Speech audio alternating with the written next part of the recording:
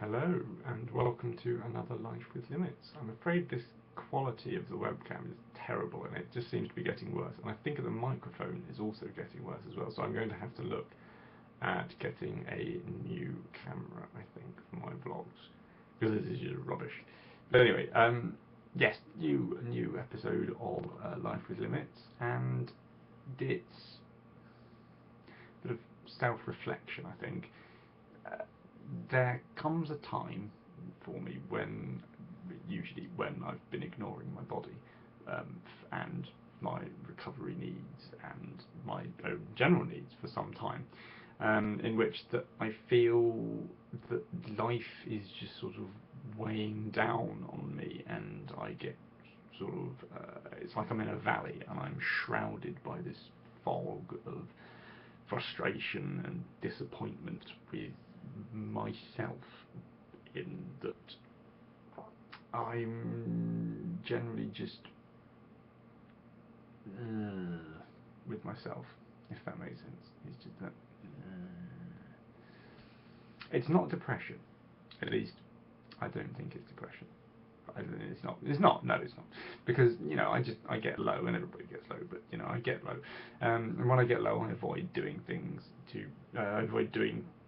I avoid thinking about it. I avoid thinking about it, and in doing so, I avoid doing the things that I know help me. So my protocols. So I do my meditation, and the other stuff that I'm meant to be doing. I don't do it. I usually avoid it by doing other things, like watching television or pottering about and browsing the internet and what have you.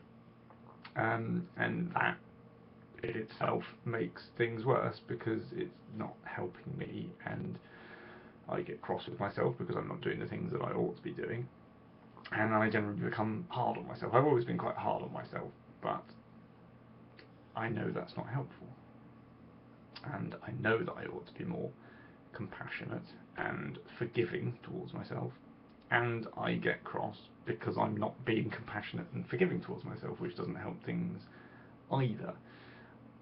I know now that that is not helpful, and I think even in those times when I am being hard on myself, I still need to remember to practice the things that I've been taught. And I think that's key. It's to use the fog analogy and to continue that. If you are mountaineering or hiking in thick fog and visibility is almost nothing, you are taught to rely on your compass and your map and so the things that your route planners and tools, and to break your route down into small sections.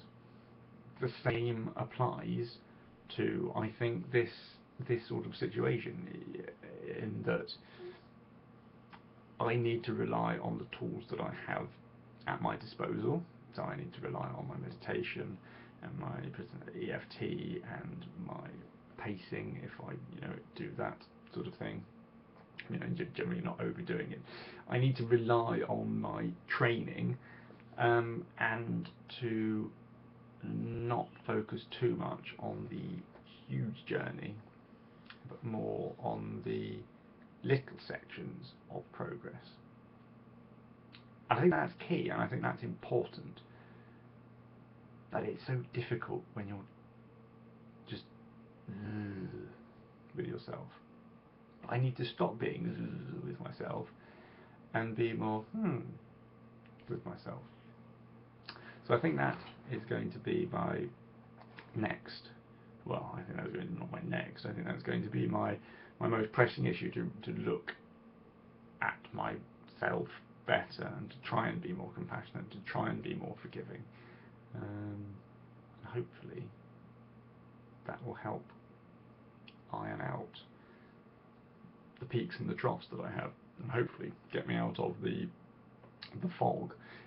In other news, I've been taking vitamin D supplements for about a year, because I was very, very low. I did a test about a year ago, and it said that I was deficient, quite low down on the deficiency range.